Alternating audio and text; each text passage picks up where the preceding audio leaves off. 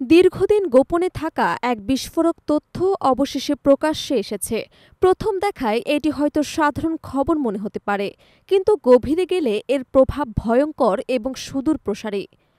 সম্প্রতি ভারত এবং পাকিস্তানের মধ্যে সংঘটিত সংক্ষিপ্ত কিন্তু তীব্র সংঘর্ষের খবর সবার সামনে এসেছে।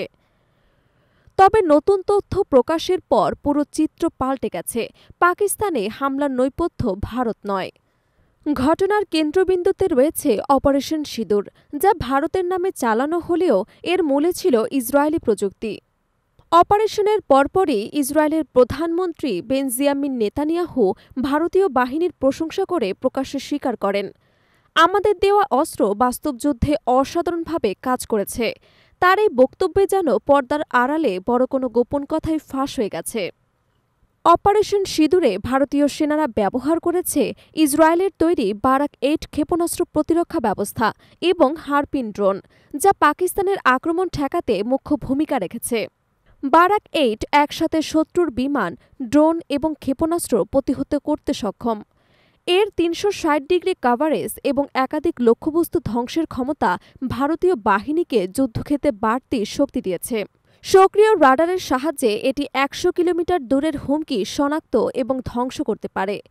যুদ্ধ জাহাজে বা মাটিতে দুই ক্ষেত্রেই এর ব্যবহার সম্ভব, যা এটিকে আরও প্রাণঘাতী করে তুলেছে। অন্যদিকে হারপিন ড্রোন বিশেষভাবে শত্রুর রাডার ধ্বংসের জন্য তৈরি। এর সেন্সর শত্রুর রেডিয়েশন সিগন্যাল শনাক্ত করলেই মুহূর্তেই আঘাত হানে। দিন কিংবা রাত যে কোনো সময় আকাশে ৯ ঘণ্টা পর্যন্ত টহল দিতে সক্ষম। এই ড্রোন পাকিস্তানের প্রতিরক্ষা ব্যবস্থায় ভয়াবহ আঘাত এনেছে। ভারত দাবি করেছে তারা প্রায় ১০০ ঘণ্টা ধরে পাকিস্তানে একের পর এক ক্ষেপণাস্ত্র হামলা প্রতিহত করেছে, যা মূলত এই ইসরায়েলি প্রযুক্তির কারণেই সম্ভব হয়েছে। কিন্তু এখানেই শেষ নয়। বিশ্লেষকদের মতে এর পেছনে আরও ভয়ঙ্কর এক পরিকল্পনা সক্রিয়। বহু আন্তর্জাতিক সামরিক বিশেষজ্ঞ মনে করছেন ইসরায়েল ভারতের কাঁধে ভর করে পাকিস্তানকে দুর্বল করার দীর্ঘমেয়াদী কৌশল বেছে নিয়েছে। এমনকি অপারেশন সিঁদুরে ইসরায়েলি পাইলটদের সরাসরি অংশগ্রহণের সম্ভাবনাও উড়িয়ে দেওয়া যাচ্ছে না। যদিও এ বিষয়ে কোনো এখনও আনুষ্ঠানিক স্বীকৃতি পাওয়া যায়নি, কিন্তু নেতানিয়াহুর মন্তব্য এবং অভিযানে ইসরায়েলি প্রযুক্তির সর্বাত্মক ব্যবহার এই ধারণাকে আরও জোরালো করেছে। আরেকটি শঙ্কাজনক দিক হল ইসরায়েলের দুর্ধর্ষ গোয়েন্দা সংস্থা মোসাদ দীর্ঘদিন ধরেই দক্ষিণ এশিয়ায় সক্রিয়। পাকিস্তানকে চারদিক থেকে ঘিরে ফেলার কৌশল হয়তো এই অপারেশনের অংশ। ভারতের সামরিক অবকাঠামো, ইসরায়েলি উপদেষ্টা, প্রযুক্তি এবং প্রভাব ক্রমে গভীর হচ্ছে। অনেক বিশ্লেষকদের মতে ভারত এখন কার্যত দক্ষিণ এশিয়ায় মোসাদের প্রধান ঘাঁটিতে পরিণত হয়েছে। এটি শুধু ভারত পাকিস্তান নয়, পুরো দক্ষিণ এশিয়ার ভূ রাজনীতিতে গভীর পরিবর্তন আনতে পারে। আঞ্চলিক সামরিক ভারসাম্যে ভেঙে দিতে ইসরায়েল নিজের প্রভাব বাড়ানোর জন্য ভারতকে ব্যবহার করেছে, এমন ইঙ্গিত স্পষ্ট হয়ে উঠেছে। এই সহযোগিতা পাকিস্তানের জন্য যেমন সরাসরি নিরাপত্তা হুমকি, তেমনি পুরো মুসলিম বিশ্বের জন্য উদ্বেগজনক সংকেত।